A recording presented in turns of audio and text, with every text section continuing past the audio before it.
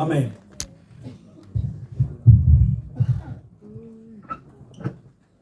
Béni soit le Seigneur. Nous sommes encore ici ce soir, réunis autour de la parole de Dieu. Vous savez, des fois, on voudrait diriger les choses nous-mêmes. Telle réunion est appelée comme ça. Il y aura telle catégorie de gens. Alors nous devons de faire cette réunion. Dieu ne met pas de nom sur une réunion. Dieu délivre sa parole. Amen. Nous devons d'obéir à l'Esprit. Nous devons d'obéir à l'Esprit. Certaines églises ont dit au Saint-Esprit, assis-toi et laisse-nous faire. Nous voulons le Saint-Esprit qu'il agisse. Nous voulons le laisser agir. Alors, ne vous étonnez pas du déroulement de cette réunion. Je n'ai rien à voir dedans. C'est Dieu qui décide. C'est Dieu qui décide. Dieu aime l'ordre. Dieu ne cache pas la poussière sous le tapis. Non. Il y en a, vous rentrez chez eux, ça paraît tout propre. Mais si vous levez le tapis, c'est plein de poussière. Mais Dieu voit ce qu'il y a en dessous des tapis. Dieu sait ce qui se passe dans les églises. Dieu sait ce qui se passe au fond des cœurs. Et Dieu révèle afin que nous changeons de comportement. Ce qui fait autorité dans nos églises, c'est la parole de Dieu. C'est la Bible. Nous devons d'être profondément bibliques et de suivre sa parole. Et de suivre sa parole. Alors si ce soir le Seigneur veut désigner à quand le dérèglement et nous dévoiler que sous le tapis il y a ce qu'il n'y a pas à sa gloire, alors soyons des Josué capables d'entrer sous sa tente et de lever le tapis ensemble. Amen. Soyons ces hommes-là. Soyons ces femmes-là. Aimons la vérité. Il faut nous lever et chasser le dérèglement qui abaisse et qui nous fait perdre des victoires, qui retarde la volonté de Dieu, qui enlève la bénédiction de nos églises et de nos familles. Nous nous devons de nous lever comme des Jean-Baptiste, au péril de perdre notre tête et de dire la vérité à Hérode. Amen. Bien des fois, nous n'osons pas dire la vérité à cause d'un titre, à cause d'une dénomination, parce que peut-être ça va nous coûter, parce que c'est notre famille, parce que c'est notre comité. Mais Dieu nous demande de dire la vérité. Dieu est au-dessus de tout. Dieu est au-dessus du pasteur. Dieu est au-dessus de la mission Vie et Lumière. Dieu est au-dessus des comités. Dieu est au-dessus de la pensée des hommes. Dieu est Dieu. Et il faut l'honorer. Et il faut le respecter.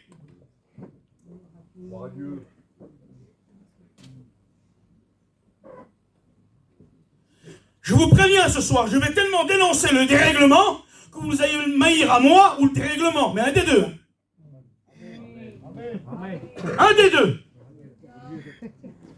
Je suis comme mes frères, j'aime la vérité. Et nous voyons le loup s'immiscer dans nos églises. Et nos brebis nous regarder avec des yeux ébahis si nous allons nous lever pour le chasser. Nous voyons aujourd'hui des receleurs de la fausse doctrine, se cachant derrière des murs, n'osant pas eux-mêmes pratiquer la fausse doctrine, mais la recelant à l'intérieur de leurs églises. Nous allons en parler tout à l'heure. Vous savez, je vous ai dit au début, le déroulement de cette réunion, ce n'est pas moi qui la prends en main. c'est Dieu. Tout à l'heure, Fonny, il a dit une hôpital. C'est un hôpital ici. Mais pour que l'hôpital marche bien, il faut que le personnel aille bien. Amen. Non?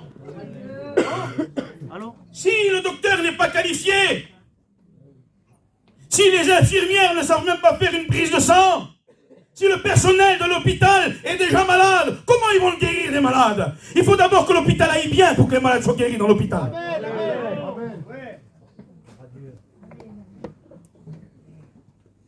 Et je crois que le personnel aurait besoin un peu dans nos églises d'être guéri. Dieu ne cache pas la poussière sous le tapis. Il le découvre. Et il dit, je ne suis pas d'accord. Il n'est pas d'accord avec le dérèglement. Nous avons un Dieu d'ordre. Nous avons un Dieu d'ordre. Un Dieu d'amour. Jésus-Christ a donné sa vie sur la croix du calvaire. Le maître est descendu. On a percé ses mains. On a percé ses pieds. On a labouré son dos comme un champ.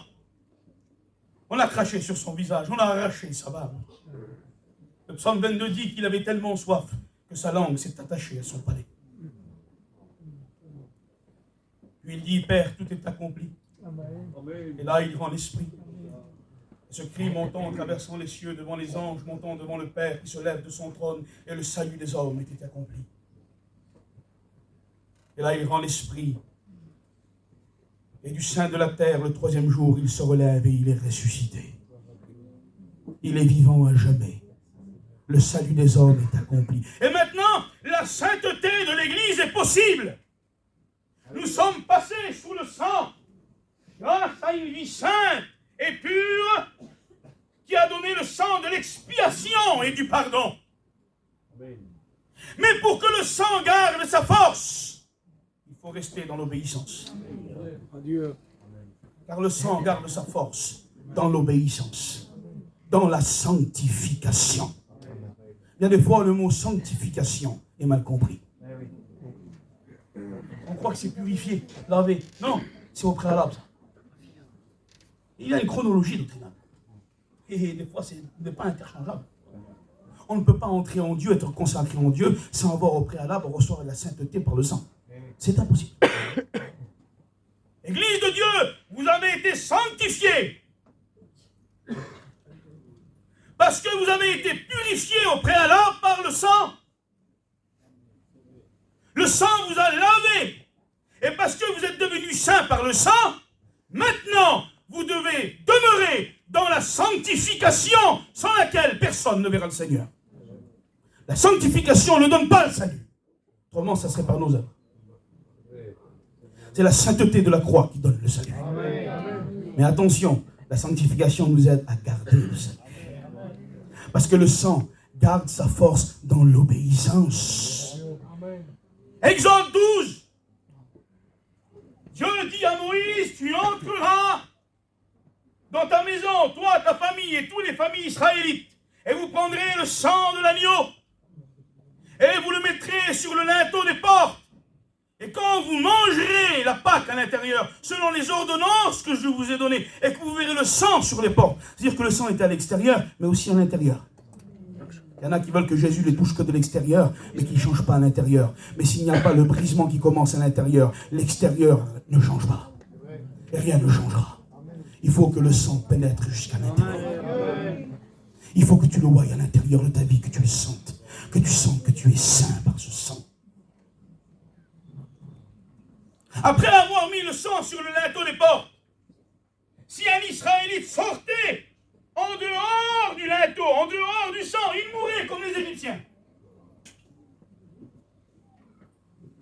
Après avoir mis le sang sur le linteau des portes, il fallait consommer l'agneau jusqu'aux entrailles. Selon la règle du Seder, selon la Pâque, l'ordonnance que Dieu leur avait donnée. L'Église de Dieu, après avoir été sanctifiée, mis à part en Dieu, tu n'as plus le droit de servir le monde. Amen. Tu n'as plus le droit de sortir de la maison. Amen. Tu n'as plus le droit d'obéir à quelqu'un d'autre. La seule autorité sur ta vie, c'est la règle du Seder. Tu dois observer la Pâque tous les jours de ta vie. Honorer le sacrifice tous les jours de ta vie. Honorer l'agneau tous les jours de ta vie. Avec le bâton à ta main, les souliers à tes pieds, les ceintures à tes reins, attendant celui qui doit revenir, car celui qui a fait la promesse est fidèle. Amen.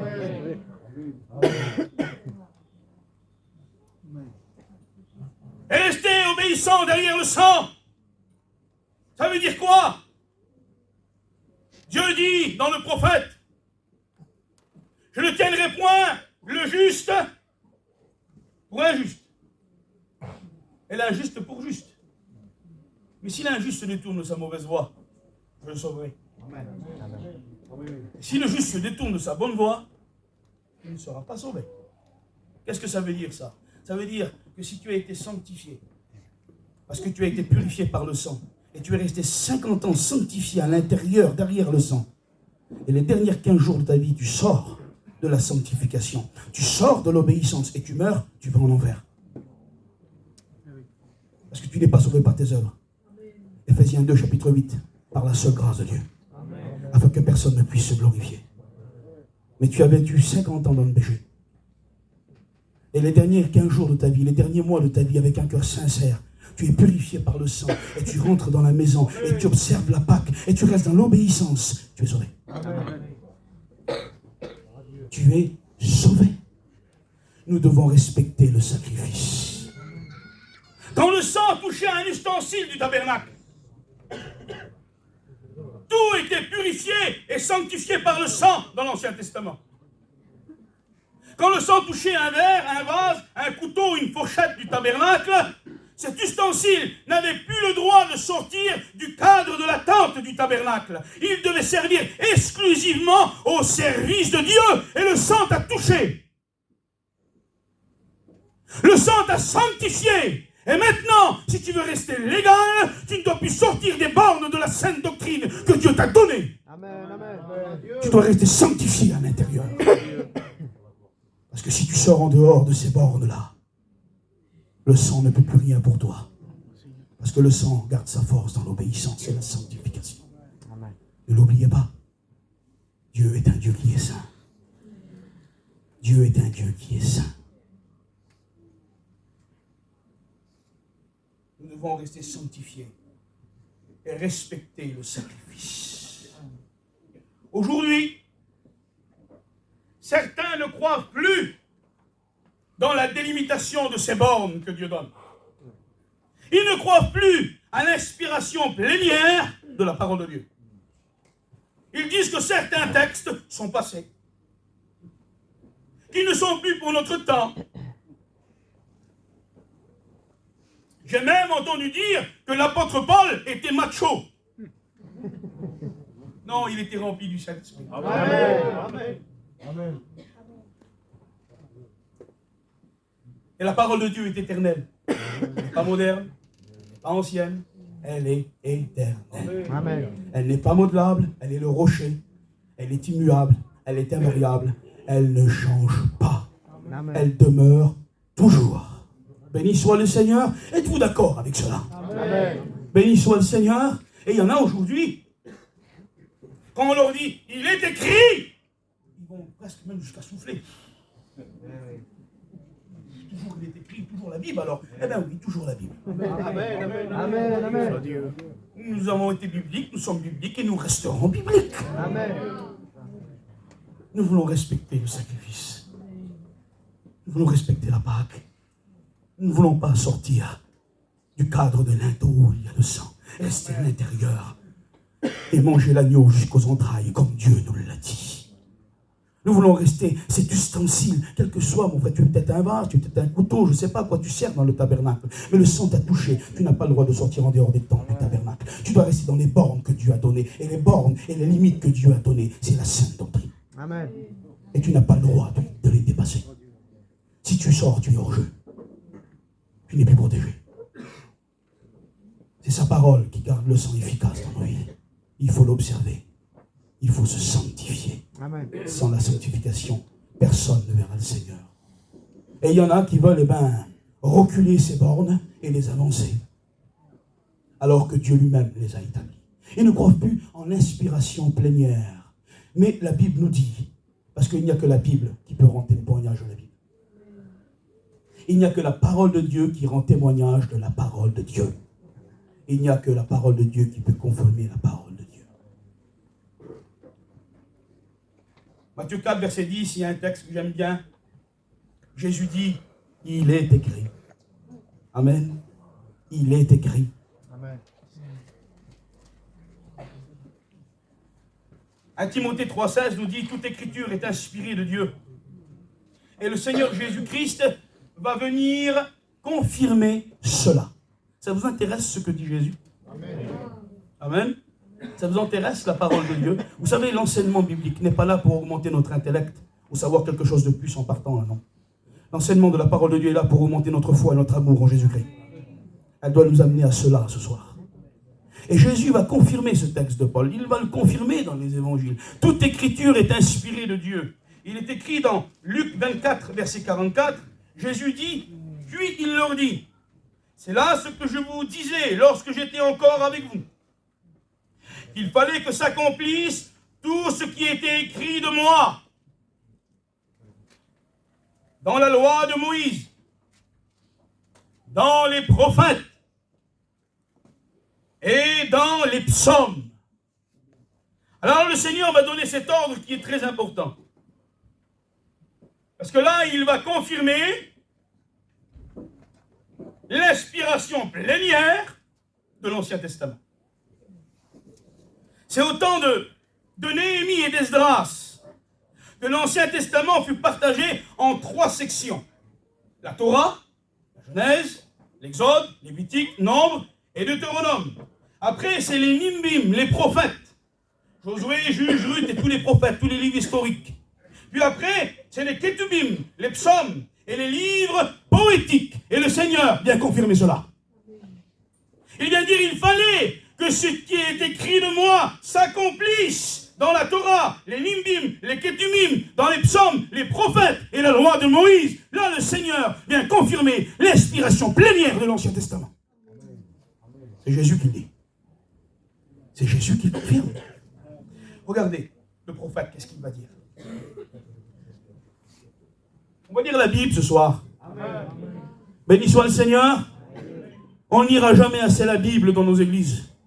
Ce qu'on a besoin, c'est de la Bible. Et de toute façon, elle parle mieux que nous. Daniel, chapitre 9, verset 24. Regardez ce que le prophète nous dit par rapport à l'inspiration de la Bible. 70 semaines ont été fixées sur ton peuple et sur ta ville sainte, pour faire cesser la transgression et mettre fin au péché, pour expier l'iniquité et amener la justice éternelle, pour sceller la vision et le prophète. Retenez bien. Pour sceller la vision et le prophète. Sceller, ça veut dire que c'est fini. C'est cacheté.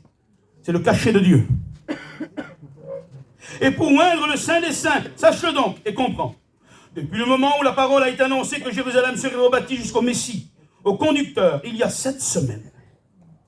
Et 70 semaines. Et 62 semaines. Les places et les forteresses seront rétablies, mais en étant fâcheux. Après les 62 semaines, le Messie sera retranché. Et ça, c'est la croix. Puis il nous est parlé après d'une 70e semaine. C'est la grande tribulation, c'est autre chose.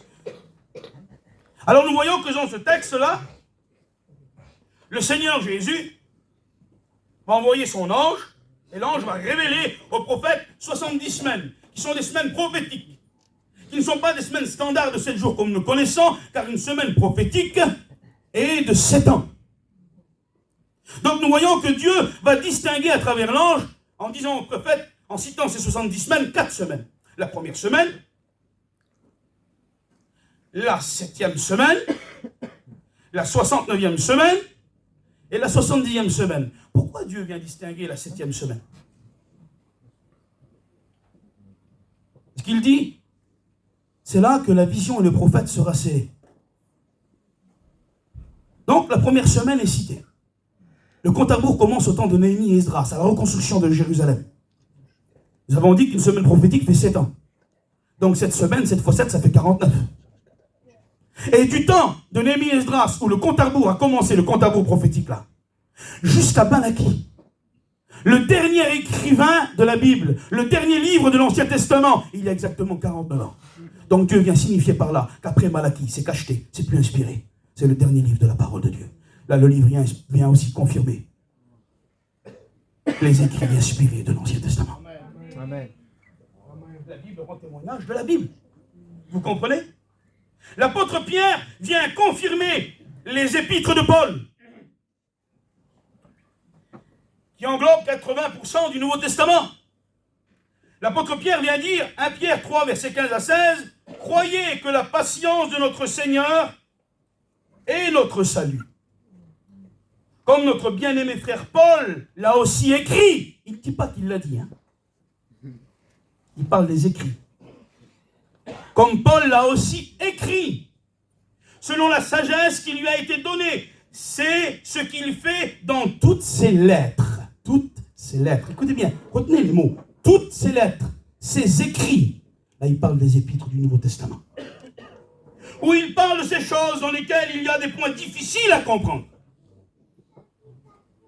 Dont les personnes ignorantes et mal affermies tordent le sens, comme celui des autres Écritures, pour leur propre ruine. Celui qui ne fonde pas sa vie sur la parole de Dieu court à la ruine. Celui qui ne croit pas à l'inspiration plénière de la parole de Dieu et qui croit dans ses propres pensées court à la ruine. Mais celui qui fonde sa vie sur le roc, les vents viendront, la pluie s'abattra, même si la mort vient, il vivra. Amen. Il vivra. Je bénis le nom du Seigneur Jésus. Paul lui-même confirme l'inspiration de ses écrits. Vous le disiez tous les dimanches, 1 Corinthiens 11, 23, « Car j'ai reçu du Seigneur ce que je vous ai enseigné. » Paul lui-même. Dans 2 Timothée 2, verset 2, Paul dit que les écrits qui viennent de lui et des apôtres sont bons. Et que ceux qui ne viennent pas d'eux sont une séduction. Il dit, ne soyez pas séduits par quelques inspirations, quelques écrits qui paraissent venir de nous. Qui paraissent venir de nous. Donc Paul va aussi confirmer les épîtres des autres apôtres. Donc la Bible rend témoignage de la Bible. Luc, l'évangéliste, va confirmer l'inspiration des 4 évangiles. Regardez qu'est-ce qu'il est écrit. Luc, chapitre 1.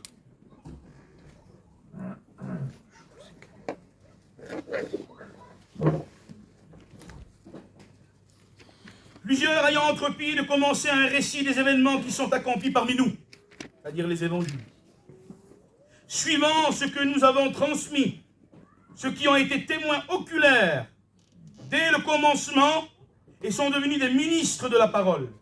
Il m'a aussi semblé bon, après avoir fait des recherches exactes sur toutes ces choses depuis les origines, de te les exposer par écrit d'une manière suivante, excellent Théophile, afin que tu reconnaisses la certitude des enseignements que tu as reçus.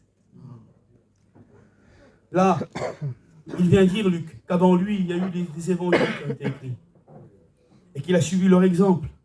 Là, Luc vient confirmer l'inspiration des 4 évangiles. Donc, nous voyons, Pierre dit aussi de Pierre 1, verset 21, car ce n'est pas par une volonté d'homme qu'une prophétie ait jamais été apportée, mais c'est poussé par le Saint-Esprit que des hommes ont parlé de la part de Dieu. Poussé par le Saint-Esprit. Oui, Paul avait raison de dire que toute écriture est inspirée de Dieu. Pourquoi? Car l'auteur de la parole, c'est Dieu.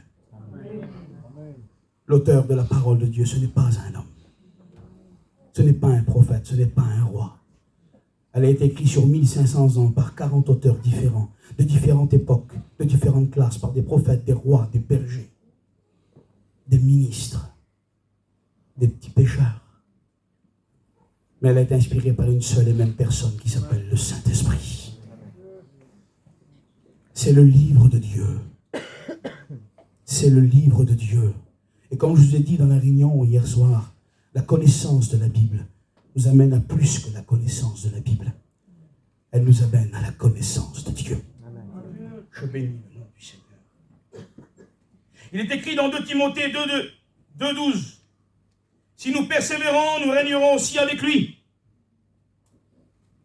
persévérer dans sa parole, s'attacher à son enseignement. Luc, chapitre 6, verset 49.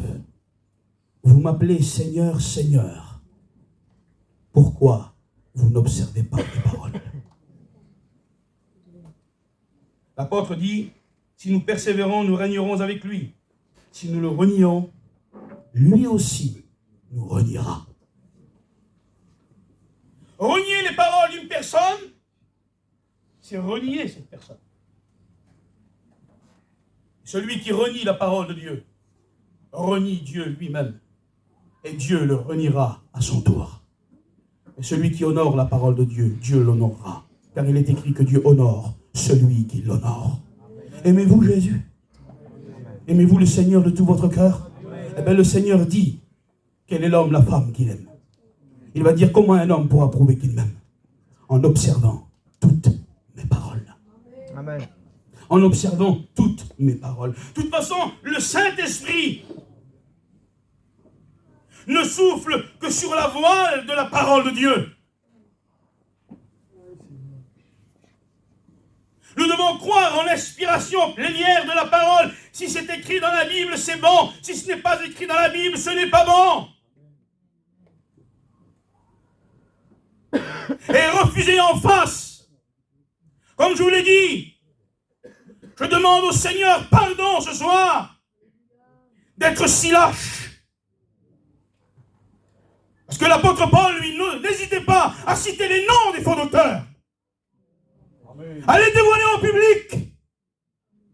Au nom du Seigneur, il faut qu'une sainte crainte s'empare de l'Église de Dieu. Un saint respect revienne.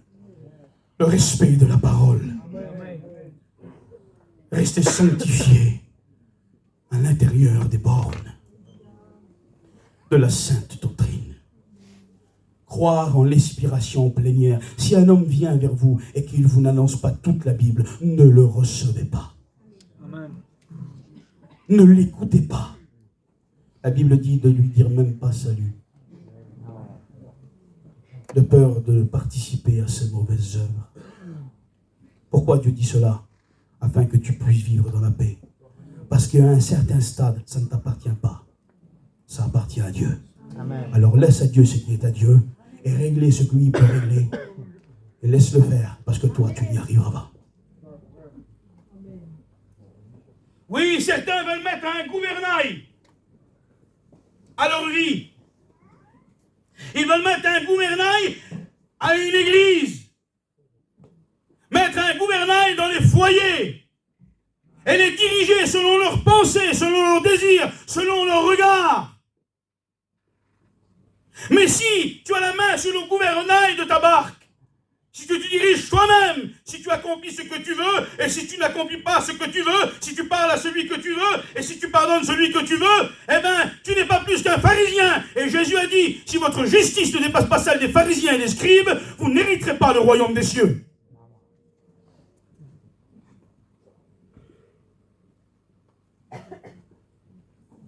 Il serait bon ce soir de casser le gouvernail de nos barques. Amen. Et d'hisser la voile de la parole de Dieu. Et le vent de l'esprit va souffler à l'intérieur pour nous mener dans les promesses et les bénédictions qu'elle nous promet. Pour nous amener jusqu'à bon port. Oh, tu sais, si tu dresses le gouvernail toi-même, tu ne connais pas le chemin, toi, tu n'iras pas jusqu'au ciel. Non. Si tu essaies de te guider, bon, je vais aller à droite, je vais aller à gauche, tu n'iras pas. Ta destination, c'est en bas. Mais par contre, si tu casses le gouvernail, et que tu décides d'être biblique, et que tu hisses la voile de sa volonté, de sa parole, alors l'Esprit Saint soufflera à l'intérieur. Et lui, il connaît le chemin du ciel. Parce que c'est l'Esprit qui nous amène à Christ. Oui. Et l'Esprit et l'épouse disent Amen. Viens, Seigneur Amen. Jésus. Rebecca, quand Éléazar a été la prendre dans la maison de son frère là-bas, pour l'amener à Isaac, le bien-aimé, elle ne connaissait pas le chemin. Il est écrit que Éléazar l'a mis sur sa monture. Elle n'a même pas marché. Nous ne devons même pas marcher par nous-mêmes, penser par nous-mêmes, mais être dirigés par l'Esprit Saint qui connaît le chemin. Restez biblique. Amen. Amen. Restez biblique. Semblable à Rebecca qui était sur la monture d'Éléazar, parce qu'Éléazar connaissait où étaient les champs d'Abraham. Mais si nous voulons nous diriger, imaginez-vous si Rebecca aurait voulu prendre l'ascendant sur Éléazar. En chemin. Tu vas me laisser faire. Hein? Elle serait trompée. Elle n'aurait pas survécu en traversant le désert. Mais elle n'a rien dit. Elle a demeuré avec son voile dans le respect. Elle a fait confiance en Éléazar, celui qui connaît le chemin, le Saint-Esprit. Elle n'a pas pris les rênes du chameau, sûrement. Sûrement, c'était Éléazar qui tenait les rênes du chameau. Vous savez pourquoi je vous dis ça? Parce que quand Isaac va approcher, Éléazar était tout près. Il va lui répondre tout de suite. Il va dire, qui est cet homme? Il va dire, c'est mon maître. Il devait tenir les rênes du chameau. Et c'est lui qui la faisait avancer. Et si le Saint-Esprit nous conduit, c'est parce que nous avons hissé la voile de la parole. Si nous voulons nous diriger nous-mêmes, nous allons nous perdre. Parce qu'on ne connaît pas le chemin. Connais-tu le chemin, toi? Eh bien, moi, je ne le connais pas aussi. Mais je connais quelqu'un qui le connaît. Il s'appelle le Saint-Esprit. Et pour aller jusqu'au bout, je sais qu'il faut hisser une voile qui s'appelle la parole. Je dois la respecter, la hisser tous les jours. Et casser le gouvernail de ma volonté, de mes désirs charnels, pour m'abandonner à sa parole, afin d'aller jusqu'au bout. Oui, écoutez ce texte. Si nous persévérons, nous régnerons aussi avec lui. Si nous le renions, lui aussi nous reniera. Jésus a dit l'esprit de vérité. Amen. L'esprit de vérité. Donc ça veut dire qu'un chrétien, il est conduit dans la vérité. Donc, des fois, on ne se voilerait pas un peu le visage et les yeux. Des fois, l'esprit nous dit, regarde à droite. On regarde à gauche. Tu as vu qu'est-ce qui se passe sous le tapis là-bas? On va, au mieux de lever le tapis, on met un autre tapis dessus. On essaye de repasser. Et tu pourras repasser le tapis tant que tu veux, Dieu voit la poussière en dessous. On se voile la face. On essaie de se mettre des œillères, pas regarder à droite, pas regarder à gauche, avance, avance, avance. Mais Dieu te parlera jusqu'à la fin. Il ne te laissera pas tranquille. Hein. Il nous parlera. Il dénoncera. Jusqu'à ce que tu dises oui. Que tu avoues, que tu te laisses et qu'il te pardonne. Parce que c'est un Dieu d'amour. Il veut ton bien. Il veut ton bien. Regardez ce qu'il est écrit. On va lire un texte de la parole du Seigneur. 1 Timothée chapitre 1 verset 3. Il est écrit comme cela. 1 Timothée chapitre 1 verset 3.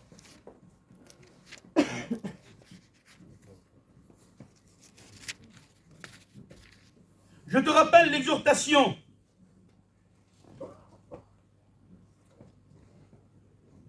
que je t'adressais à mon départ pour la Macédoine, lorsque je t'engageais à rester à Éphèse, afin de recommander à certaines personnes de ne pas enseigner des doctrines étranges.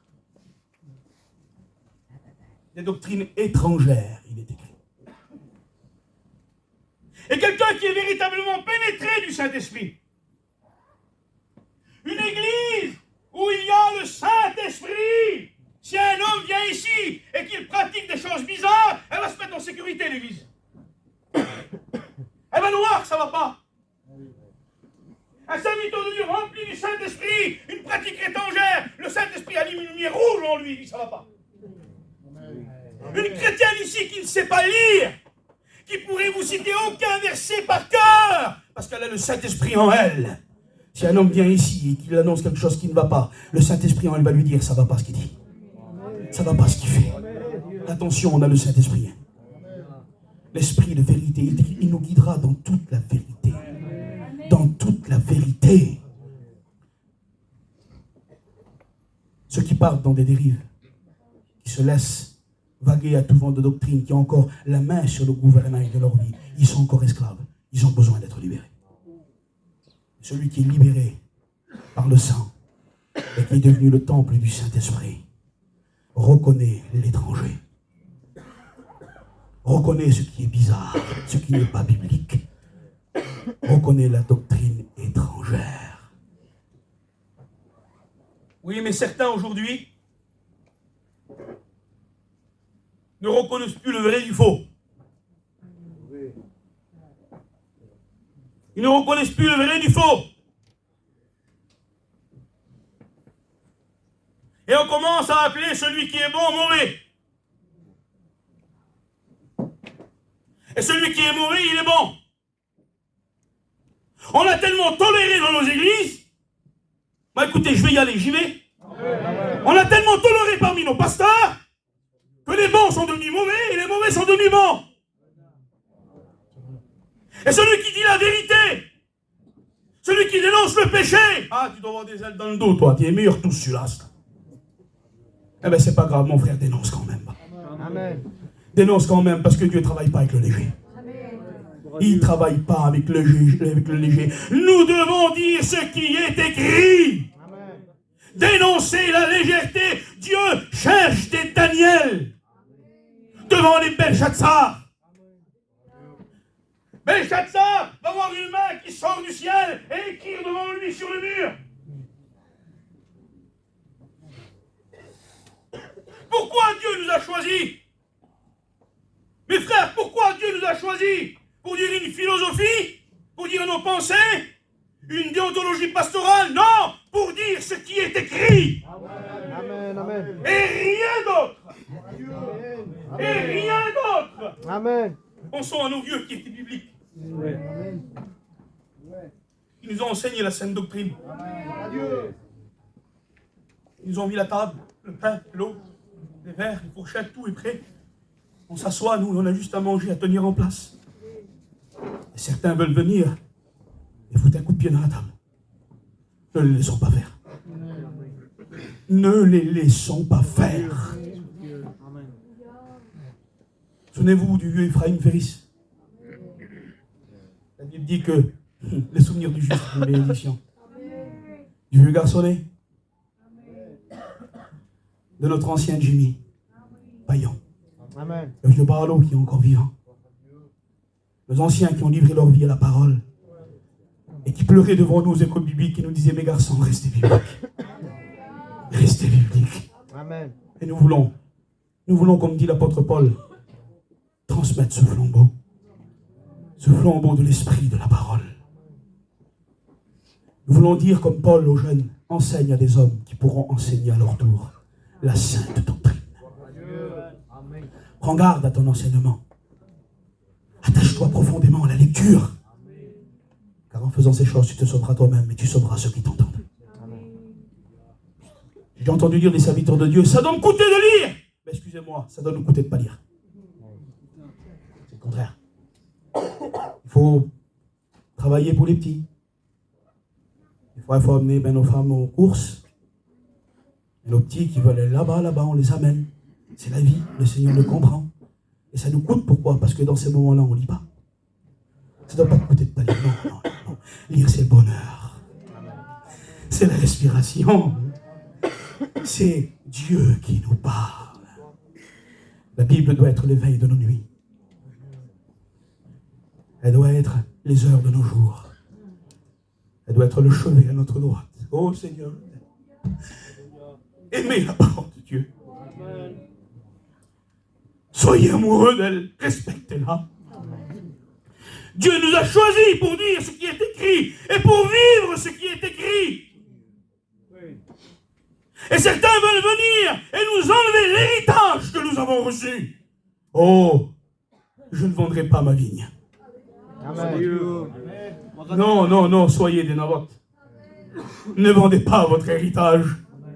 Ne soyez pas des Ésaü pour un plat de lentilles. Parce que quelqu'un vous a vanté, ah, t'es meilleur que toi, viens avec nous. Non, refusez cela. Gardez votre droit d'aînesse, vous êtes bénis. Amen, amen. Gardez-le. Gardez-le.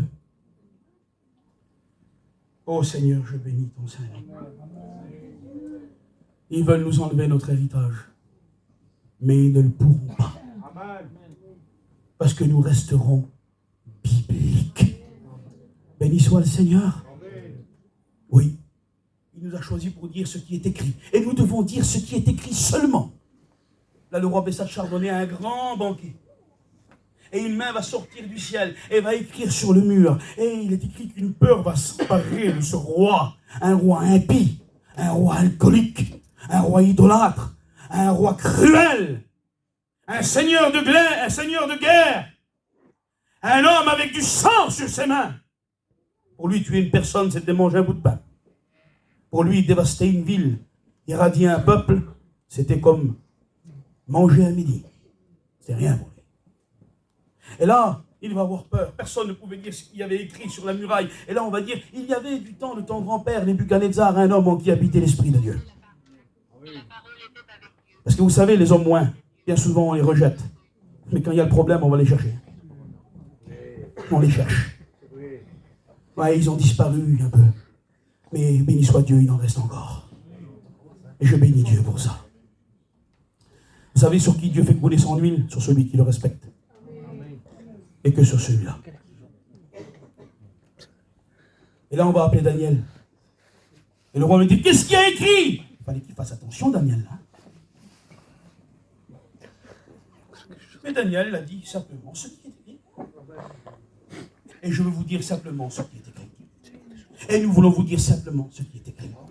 Et nous voulons vivre que ce qui est écrit. Et ne point s'en éloigner. Et ne point s'en éloigner.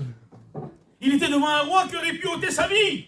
Il aurait pu dire, je vais quand même arranger la chose. Cette famille, elle est compliquée là. Comment je vais faire pour le dire? Cet homme-là, je sais qu'est-ce qu'il peut faire. Je sais qu'est-ce que je peux subir. C'est pas grave. Quelles que soient les conséquences, Dieu te demande de ne pas être lâche. Mais Dieu te demande de dire ce qui est écrit. Amen. Dieu cherche des Daniel, des hommes courageux, déterminés, au péril de leur vie, disant ce qui est écrit. Ces hommes-là, Dieu les accueillera debout. Dieu les accueillera debout. Amen. Dieu honorera qui? Celui qui aura honoré sa parole. C'est ces hommes-là que Dieu cherche. C'est ces femmes-là que Dieu cherche.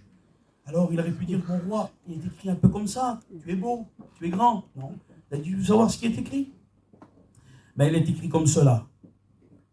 Il est écrit, peser, compter et diviser.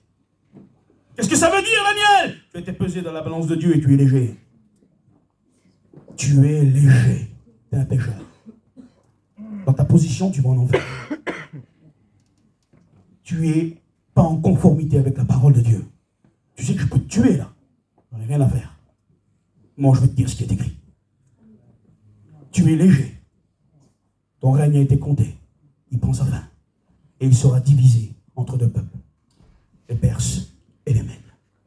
Il est écrit qu'il a voulu, le roi, il s'est prosterné devant lui. Il lui a donné de l'or, tout ça. Mais Daniel, ce qui lui importait, ce n'est pas d'être honoré d'un homme. Il n'a pas fait ça pour avoir de l'or, non. Il a fait ça pour obéir à son Dieu. Et Dieu cherche les Daniel. Dieu cherche les Daniel. Est-ce que le Dieu de Daniel est votre Dieu? Amen. Mais toi, es-tu le Daniel de Dieu? Dieu cherche les Daniel qui disent la vérité. Amen. Et qui se lèvent devant les Béchatsar, devant les familles compliquées, devant les adultères, devant le dérèglement, devant les pécheurs qui peuvent les frapper au visage et qui leur disent, il est écrit! Il n'avancera pas. Il y a besoin d'hommes qui tiennent la route et qui sont profondément bibliques. Dieu a besoin de sœurs qui tiennent la route et qui sont profondément bibliques. Qu'est-ce que tu penses de ma vie, ma cousine? La Bible dit que tu n'es pas sauvé, ma soeur. Comment ça? En lui disant la vérité, tu vas la sauver. Tu vas la sauver. Dis-lui la vérité. Et après, Dieu sait agir avec la vérité. Amen. On dit toujours, un proverbe dans le monde, la vérité n'est pas toujours bonne à entendre. C'est faux. La vérité n'est pas toujours facile à entendre. Mais elle libérera toujours. Amen. Et ce qui est écrit est vrai. Et nous devons de dire ce qui est vrai. Oui, certains aujourd'hui veulent passer au-delà de ce qui est écrit. Passer au-delà de ce qui est écrit. Vous me laissez encore un quart d'heure? Amen. Béni soit le Seigneur. Est-ce que vous aimez la parole? Amen. Nous allons entrer dans le vif du sujet. Nous allons dénoncer. Béni soit le Seigneur. Amen. Ce n'est pas à l'église, a dit un homme de Dieu, il y a des centaines d'années. Ce n'est pas à l'église de déterminer ce que doit être la Bible. Mais c'est à la Bible de déterminer ce que doit être l'église. Et pas le contraire. Mais aujourd'hui, certains ont une démangeaison. Une démangeaison de gloire. Une démangeaison de succès. Une démangeaison de briller. Une démangeaison du nombre. Une démangeaison de reconnaissance terrestre. Ils ne cherchent plus à obéir. Ils cherchent à briller. Regardez qu'est-ce qu'il est écrit. De Timothée, chapitre 4, verset 3. Car il viendra un temps où les hommes ne supporteront plus la saine doctrine. Pourquoi il est devenu si difficile de vivre ce qui est écrit? Nous, les pasteurs, on peut vous parler. Des fois, on rentre dans des foyers, on dit, mon frère, ma soeur, c'est écrit comme ça. C'est tellement dur. Normalement, ça devrait être simple. C'est écrit, pasteur. Ben, c'est bon. Non, c'est pas le problème. C'est pas écrit. Ah, si c'est pas écrit, je ne le fais pas, je ne le fais plus. C'est écrit, tu dois le faire. Alors, je le fais. Amen. C'est la parole de Dieu, la suprématie sur nos vies, l'autorité sur nos foyers. C'est la parole du Seigneur. Je bénis le nom de Dieu pour celui qui se plie à sa parole. Amen. Dans le roulement de toutes choses, Dieu se lèvera de son trône pour un homme et une femme comme ça.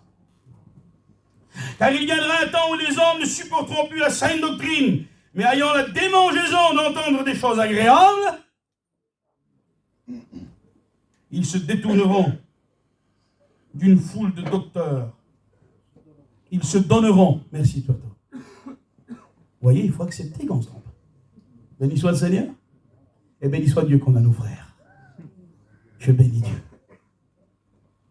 Ils se donneront une foule de docteurs selon leurs propres désirs. Des désirs qui sont charnels et qui ne sont pas spirituels, mais ayant la démangeaison d'entendre des choses agréables. Vous savez, aujourd'hui, il semblerait qu'il y a des messages qui sont dépassés. C'est trop ancien de prêcher comme ça, mon frère. C'est trop ancien de prêcher sur une femme, elle doit mettre une jupe. Eh bien, si ma soeur, tu n'as pas le droit de mettre de pantalon. Hein. Amen, amen. Amen. Je suis désolé, hein. Autrement, tu ne respectes pas ton mari, tu ne respectes pas Dieu. Je suis désolé, ma soeur, hein. Mais avec ton mari, eh ben, qu'a le droit, qu'a autorité sur toi. Hein. Et puis, excusez-moi, je n'irai pas plus loin. Ma femme, elle m'appartient qu'à moi. Amen, amen. Je suis désolé. Ma femme, elle m'appartient qu'à moi. Amen. Et je veux qu'elle mette son voile, qu'elle sorte. Béni soit le Seigneur. Aujourd'hui, il semblerait qu'il y a des prédications qu'on ne doit plus prêcher. Ah oui. Mais il est écrit, enseigne aux femmes à s'habiller d'une manière digne. Comme il convient à des femmes qui font profession de servir Dieu. Alors comment je dois m'habiller? Eh bien, comment tu t'habilles quand tu viens le dimanche? Tu te souviens? Tu t'habilles bien quand même. Tu vas prendre la Sainte-Seine, il faut bien s'habiller. Alors tu t'habilles comme une lébreuse le dimanche, et pendant 6 jours, tu es une Égyptienne.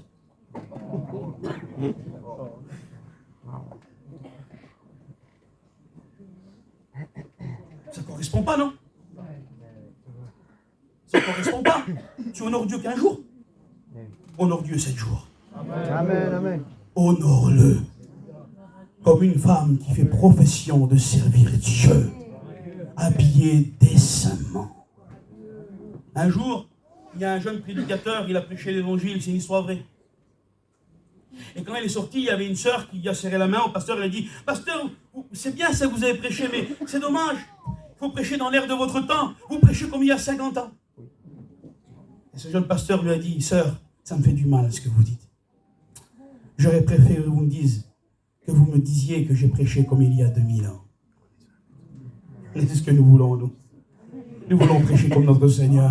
Amen, amen. Nous voulons prêcher comme les saints apôtres. Et ne point s'écarter de la parole. Ne point s'écarter de la parole de Dieu. Nous ne voulons pas devenir modernes. Nous voulons rester bibliques. Amen, amen.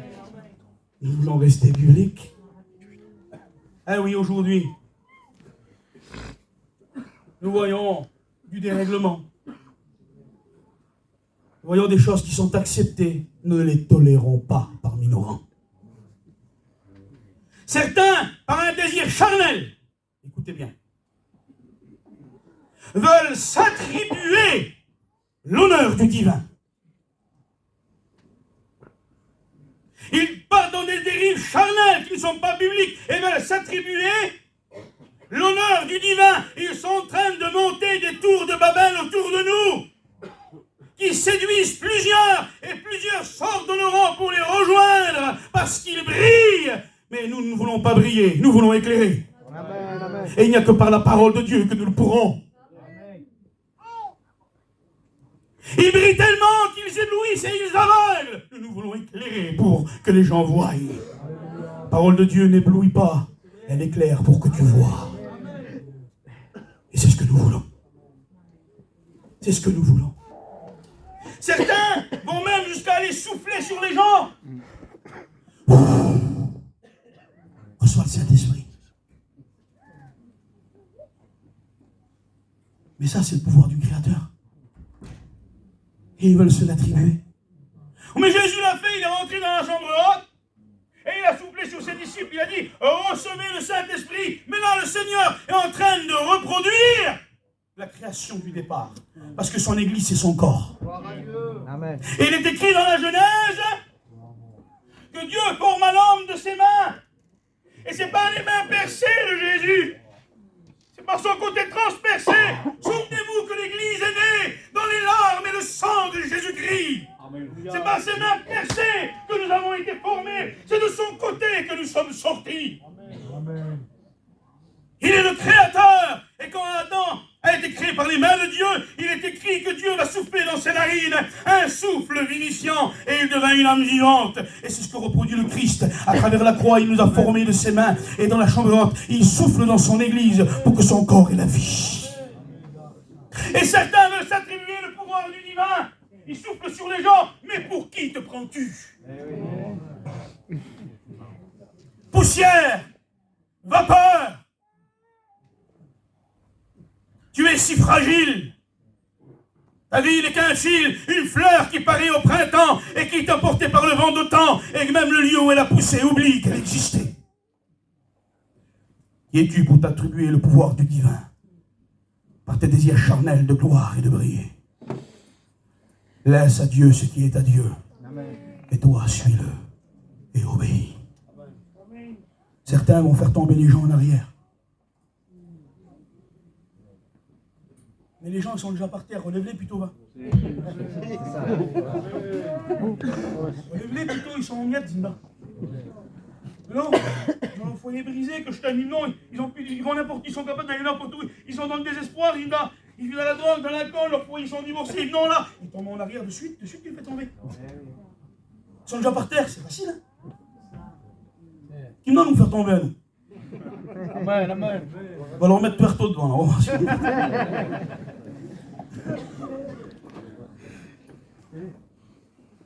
Excusez-moi. Les voitures qui gênent, il faut enlever les voitures. Ils ne peuvent pas rentrer dans la prison. La police vient d'arriver, Alors voilà. On va finir le message, ne vous inquiétez pas. On va pas se laisser troubler, c'est pas grave, c'est pas ça qui va. L'ennemi ne voudrait pas ce message ce soir. Hein. On va te porter quand même. Béni soit le Seigneur.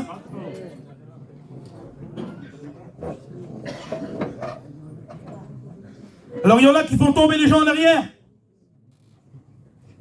Il y en a même qui étaient dans leur rang à nous. Et ils sont sortis de nos rangs. Et ils font tomber les gens en arrière, ils tombent les gens par terre et ils tombent dans des transes incontrôlables. Mais qu'est-ce que ça veut dire ça? Est-ce biblique? Ou n'est-ce pas biblique? Vous savez, celui qui tombe en arrière dans la Bible, c'est l'ennemi. C'est ce que me dit la Bible. Au jardin de Gethsémane, quand la carotte vient chercher le Seigneur, ils disent au Seigneur, nous cherchons Jésus de Nazareth. Et il dit, je suis. Et il est écrit qu'il tombe en arrière. le Seigneur, réveille-nous, la puissance des ténèbres vient. Ah, c'est l'ennemi qui vient. Pour une deuxième fois, il dit, nous cherchons Jésus de Nazareth. 2 fois, il dit, je suis. Et il tombe en arrière. Seigneur. Souvenez-vous du sacrificateur Élie dans 1 Samuel. Il va désobéir, il ne va pas écouter, il va persévérer dans la désobéissance. Il va mourir comment? Il va tomber en arrière et se casser la nuque. Quand nous voyons le Seigneur qui chasse des démons, quand nous voyons les apôtres dans la parole de Dieu qui chassent des démons, il est écrit que ces personnes rentrent dans des transes incontrôlables avec des grands cris et ils se tortillent par terre. C'est une manifestation diabolique, c'est pas biblique. C'est l'ennemi qui tombe en arrière. Par contre, quelqu'un qui est béni, il tombe à genoux. Amen, amen. Il tombe sur sa face. L'Esprit de Dieu ne vous fera jamais perdre votre sens. L'Esprit de Dieu ne vous rendra jamais inconscient. Non. Regardez qu'est-ce qu'il est écrit. Job chapitre 32 verset 8. Mais en réalité, dans l'homme, c'est l'Esprit, le souffle du Tout-Puissant qui le rend intelligent. L'Esprit de Dieu ne va pas enlever ta faculté.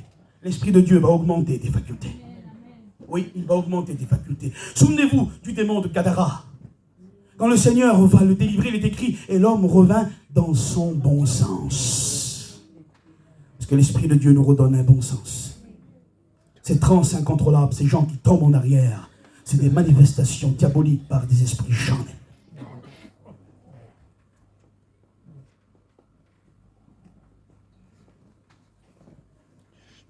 Même si je n'ai jamais volé de ma vie, si je prends les affaires du voleur pour les revendre, je ne suis pas meilleur que le voleur. Parce que le receleur a la condamnation du voleur. Et aujourd'hui, nous voyons des églises, des hommes, des femmes, qui se disent refuser la fausse doctrine, mais qui la recèlent dans leur rang.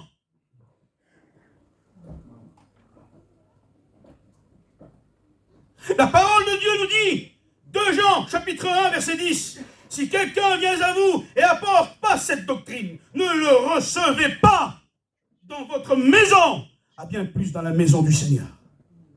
Et ne le dites pas salut, car celui qui lui dit salut participe à ses mauvaises œuvres. Participe à ses mauvaises œuvres. Qu'est-ce que ça veut dire?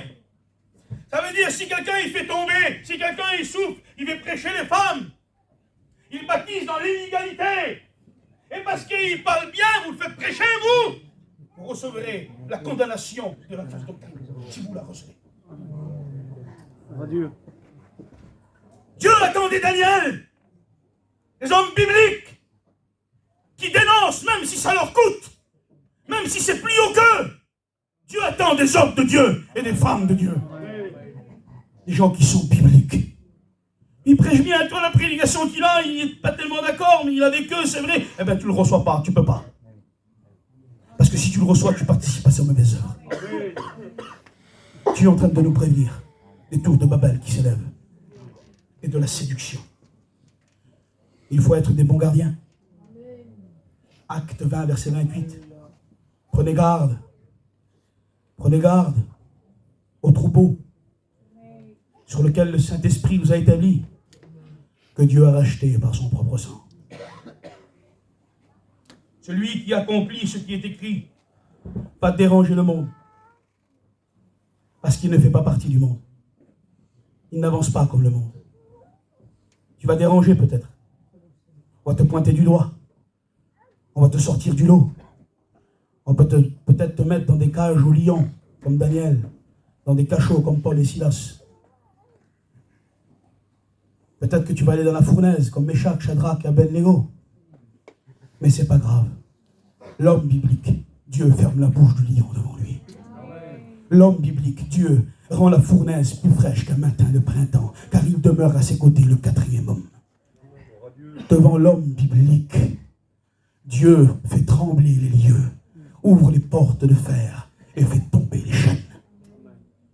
Et restons bibliques. J'aimerais vous lire la conclusion qu'on a lue cet après-midi. C'est un peu la continuité du message. Et j'aimerais encore finir avec le même texte de la parole de Dieu.